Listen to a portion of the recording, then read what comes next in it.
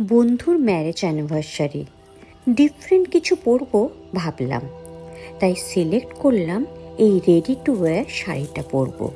Easy, breezy, simple but stylish. Matte gold temple জুয়েলারির সাথে লুকসটা আমি কমপ্লিট করেছি।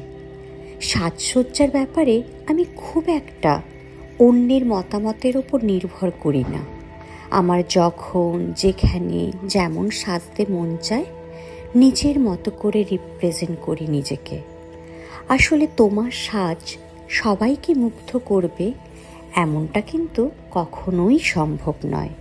তাই নিজেকে খুশি করার জন্য সাজো, অন্যের প্রশংসা পাওয়ার লোভে নয়।